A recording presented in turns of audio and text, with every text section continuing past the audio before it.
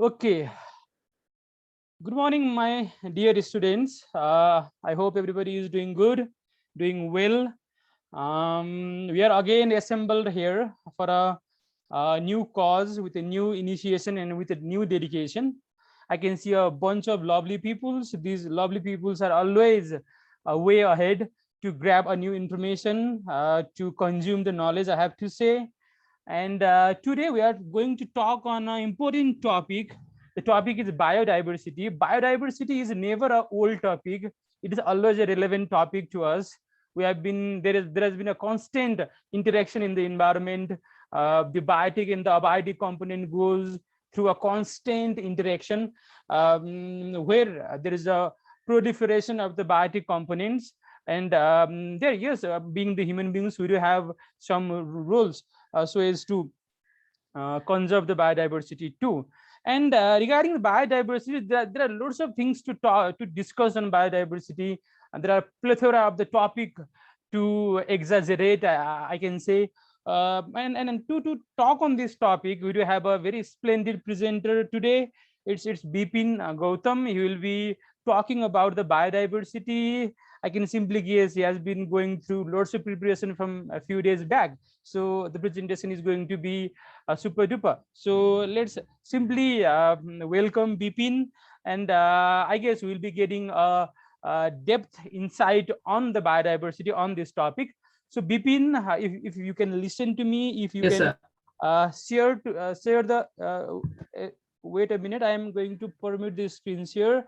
I guess Okay, now you sir. can share the screen, and if you can share it, these things, you can start the discussion, Bipin. Okay, sir. Thank you. So, welcome everyone to my presentation.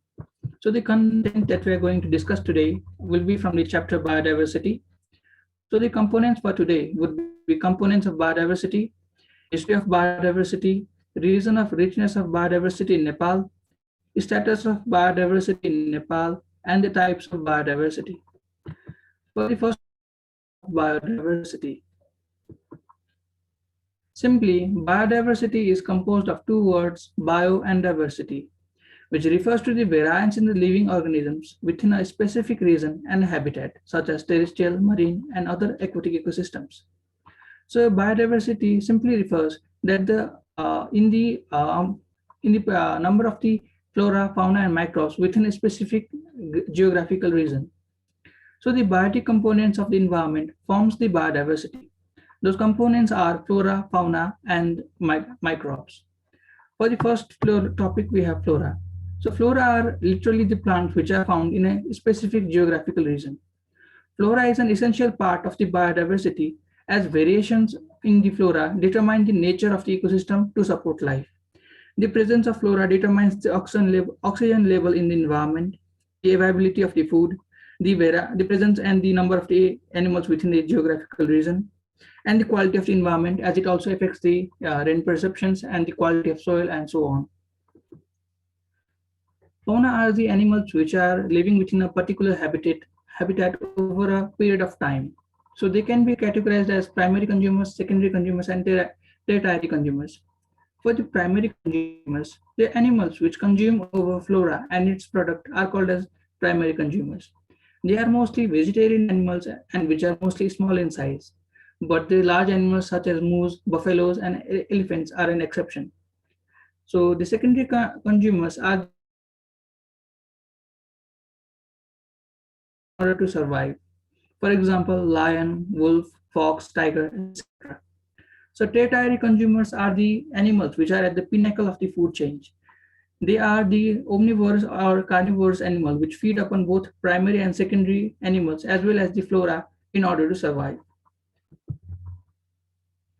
So microbes. Microbes are the minute borderline organisms which shows the characteristics of living organisms inside a host cell and of a non-living organism in the outer environment, which may be beneficial or pathogenic in nature. Present in all of the environments, no matter how harsh the conditions are to survive for developed organisms. For example, yeast, lactobacillus, coronavirus, retrovirus, etc. So microorganisms are small in size, but the role they play to conserve and sustain the biodiversity is tremendous. So we know that the microbes are rich in nitrogen and phosphorus content, so which are very essential for the development of soil quality. So the presence of such microorganisms increase the quality of soil as well. So microbes play an important role for the recycling of the living or the carbons, oxygens, and other materials which are present within the living beings by the process of decomposition. So microbes are also used Beirut of Lebanon in 2020 AD. So in Beirut of Lebanon, there was an incident when a large amount of ammonium nitrate was spilled all over the ocean floor. So it even caused an explosion which caused 207 deaths of the people and the loss of lot of property and life. So there was a layer of oil which was on the ocean floor, which was destroying the marine life as well. So it was such an alarming situation that the marine life could be destroyed for over 10 years, and it couldn't be revived again even after very high high processes. For in order to reconstruct the ocean life, microbes were spilled there to in order to decompose the ammonium nitrate and to again allow the oxygen to be inside the ocean floor to sustain the marine life again. So it was over within the 6 month period, and the marine life in that period was again revived. So if microbes were not able to play the role in there, then the sustainability of the biodiversity would not be possible. So even though the microbes are small in size, they play a tremendous role to preserve the environment. For the brief history of biodiversity, so we have first the International Day for the Biological Diversity. So the 22nd of May of each year is celebrated as the International Day for Biological Diversity. It was decided after the UN General Assembly on 1963 AD, in which they agreed to celebrate Biodiversity Day to increase the awareness on the biodiversity issues. So from that day onwards, from 1964 AD, so the International Day for Biological Diversity is observed. We also observed it in the past Saturday. So for the first history and the recorded history of the classification of biodiversity was done by the Greek philosopher Aristotle. So he was the first person to observe different kinds of animals and classify them into groups. So they were just a primitive way of classification, which were based upon the morphology, behavior, and psychology. In such classification, flora and microbes were not included. So, but also this data was followed for roughly 2000 years due to the religious backup for the Aristotle and as well as his accomplishment in the previous years. So until 17th century, it was believed that all the biodiversity that is seen on Earth have existed forever. And this assumption was even backed by the religious beliefs, and the phenomenon of extinction, mutation, etc. was never thought of.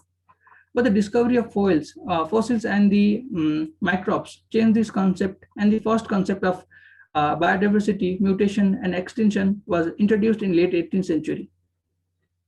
So the first discovery of fossil was believed to be discovery of an bone of an elephant, but they were later known that that was the first bone of dinosaur ever introduced in the world. So the fossils were researched, and after 100 years of the discovery, it was finally believed that extinction is possible, that all the lives which is present on the earth had not existed forever. So this concept was made, and it was introduced in 18th century. The first observation of the microorganisms by Antoine Philips van Leeuwenhoek from late 18th century till mid 17th century introduced the vast world of microorganisms and spread a concept of yet to be discovered life on Earth. So this was the evolution and the Wallace effect made by Charles Darwin and Alfred Wallach also promoted the study and understanding of ecosystem and biodiversity. On the basis of the Charles Darwin theory, their theory of evolution was put into practice, and Alfred Wallace, the Wallace effect, which and evolution of the organism is discussed there. So the first interrelation, which was between the components of biodiversity, was introduced in USA in an unexpected manner. So the first discovery of interrelation between biotic components of environment. So in the Yellowstone National Park of the United States of America is a testimony to the interconnection to preserve the elks and help the locals to develop the economic conditions. But elks were regularly poached and also trained by brucellosis, which is a disease which is caused to the cattle of the elks. So they also noticed that the elks are being hunted by wolves in a tremendous number. So to protect the elks and make them grow more fluently, the US government ordered to kill each and every wolf present there. And in practicing such order, in 1926, all of the wolves in the area were killed. So soon after wiping the wolves, the elks grew tremendously. The entire wolf population was gone, so there was nothing to hunt the elks, and all of the brucellosis cattle were also killed or destroyed from the farm. So the elk population grew wide. So when there were lots of elks, there was overgrazing and indiscriminate grazing, which changed the whole landscape of the Yellowstone National Park. So recognizing this, after the 70 years of the order, it was again the wolves were introduced in the park to hunt the elks. So by following that, again in the 20 next years, it was seen that the natural balance is again getting itself into its natural state, because the elks are being hunted and the flora are again being grown and the microbes are taking its place, and different animals are also going there and again settling their own spaces. Foxes, rats, and the birds, which were the native species there, were again living there, and the change in the landscape was seen in there, and which was the first recorded history of the interrelation between the plants, animals, and the microbes.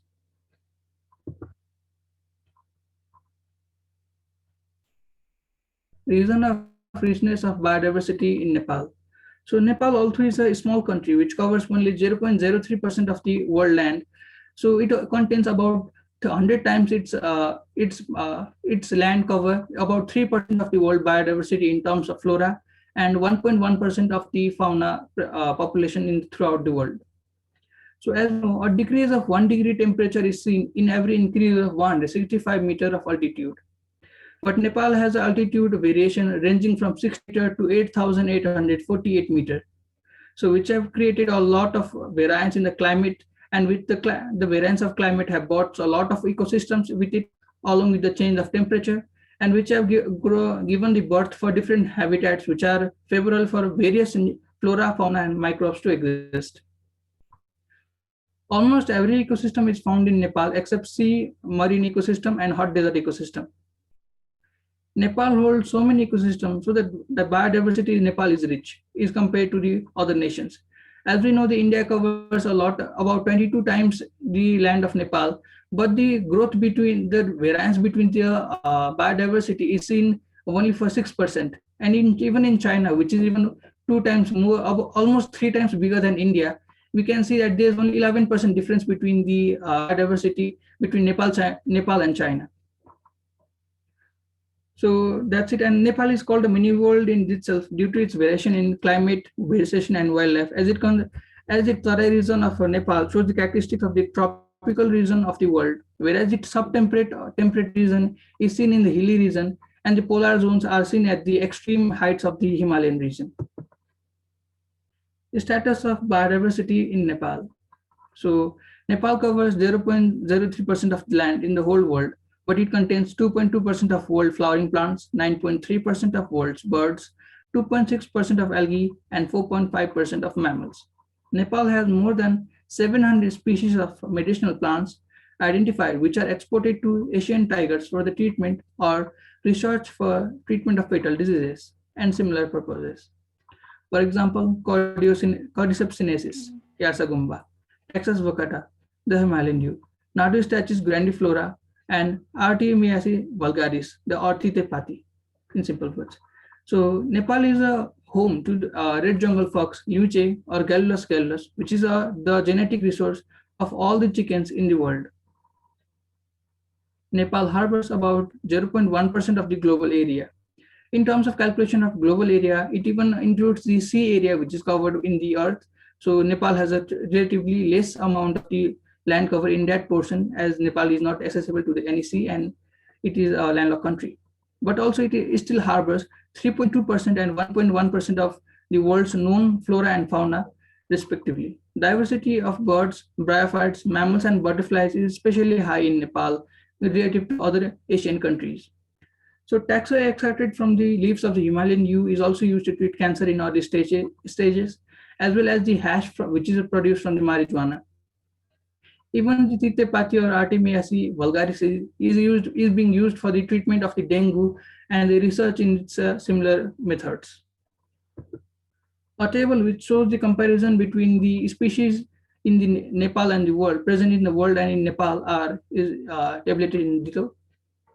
So there are mammals. So if we see in the terms of animals, then there are 212 species of mammals in Nepal, 867 species of birds, 123 reptiles, and 117 amphibians. Fishes can be seen as 230, so and so on, and the tables are seen. In terms of plant group, Nepal holds 6,973 angiosperms contained in the world, and some of the other plants as well, as we can see in the table.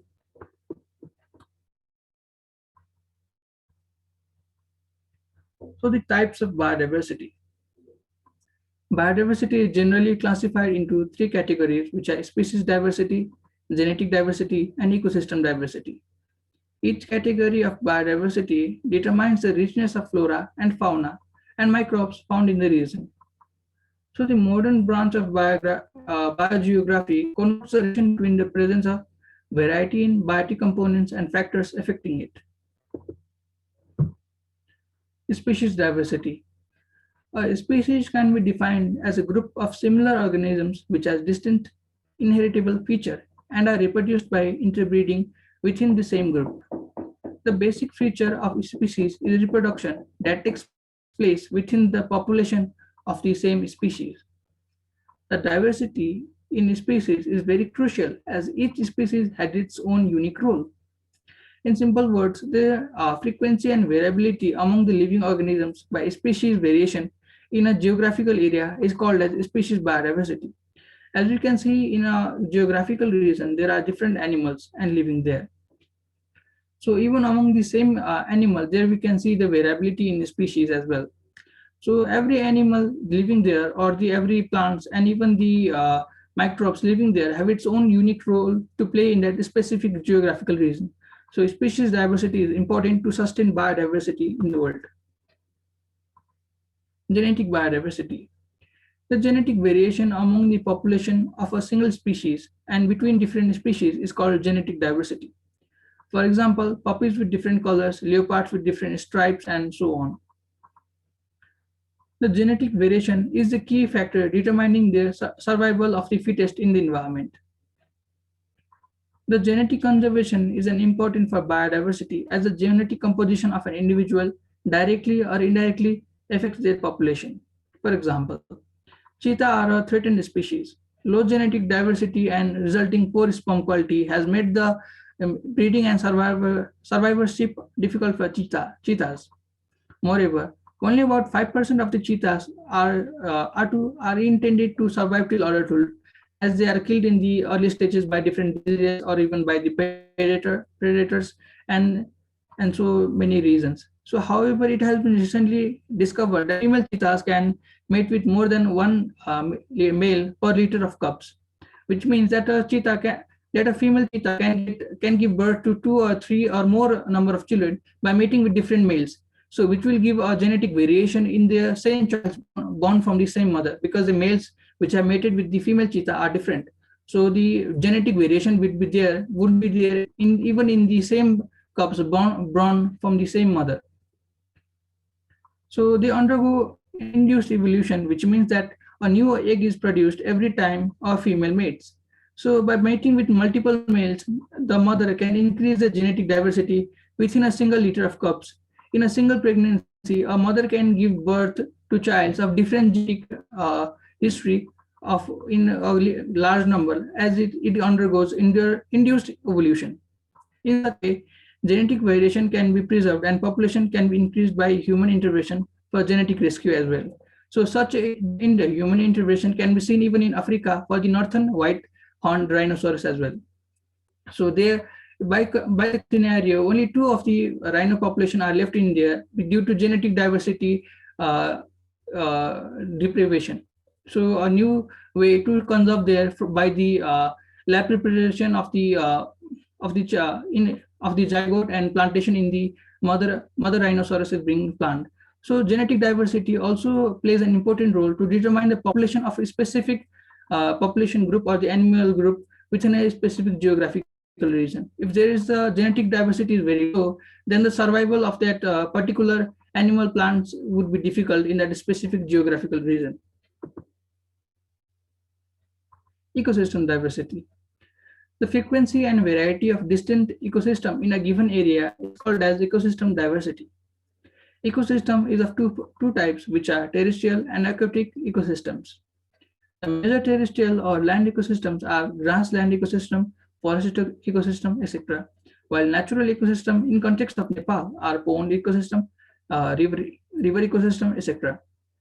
The variation in topography and soil type, so slope and steepness, altitude, etc. have made Nepal rich in ecosystem diversity. Even the altitude, which we have discussed earlier, that 60 meter to 848 meters, then it have also made the difference in the climate, which have given birth to different temperature, and the different temperatures have given the availability of different growth for the flora and the animals are as well. So it have made Nepal rich in ecosystem diversity. Nepal has 118 types of ecosystem, from which 80 of them are preserved in the national parks and conservation areas, including 75 types of vegetation and 35 types of forest ecosystem as well. So due to rich ecosystem diversity, Nepal is the 25th richest country in terms of biodiversity in the world. Thank you very much. And that would be the end of my today's content. Okay. Thank you, Bipin. There was a nice presentation, I have to say. And one important thing I'd like to figure it out, like you was constantly worried. You were constantly worried regarding the flow of the speech that you are planning to give today, and there was lots of question. Yes, you were asking to me if I go a little bit fast, then it will be a problem. But I can say the things was yes, pretty managed well, and the speed was very mediocre. I can simply say you went perfectly outstanding.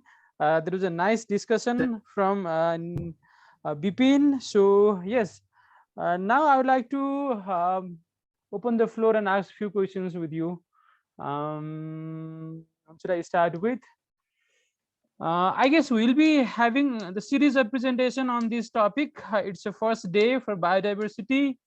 The next time we'll talk more about biodiversity, the importance of the biodiversity, the conservation practices of the biodiversity, the attempt of our country, the different practices that the Nepal has been attempting, materializing to conserve the biodiversity. We'll be talking on the several other days. That will be a different topic to discuss.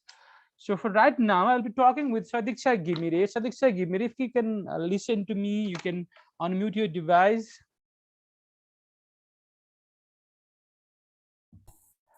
Yes, sir. Okay, yes, Sadiksha. Like Bipin went through a discussion regarding the variation of the climate in Nepal, and due to the variation in the climate, we have different types of, we can say, a myriad biodiversity we can simply observe. What do you think? What is the reason behind this all thing? What is the reason behind the change in the climate or different types of vegetation which is seen around us? What do you think?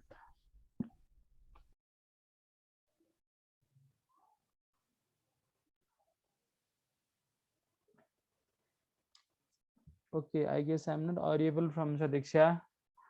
There was disturbance in on her audio. Okay, no problem, Sadiksha. I can talk to next person. Let's go with Robina. Robina, can I talk to you?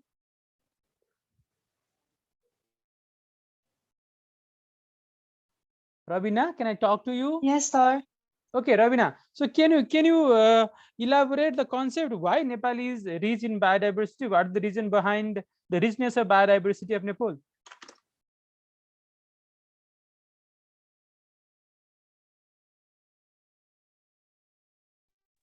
Yes, sir, because as Nepal lies in a place where there is tropical as well as monsoon climate, and Nepal has altitudinal variance in which Nepal starts from 60 meter to 8848 meter, which is a great altitudinal difference in which different sort of ecosystem are present due to the climate variance and due to the flora and fauna variance that are grown there. The ecosystem also is greatly affected due to the reason. And in Nepal, we have, in comparison to the world, we have 212 mammals and 867 birds and 120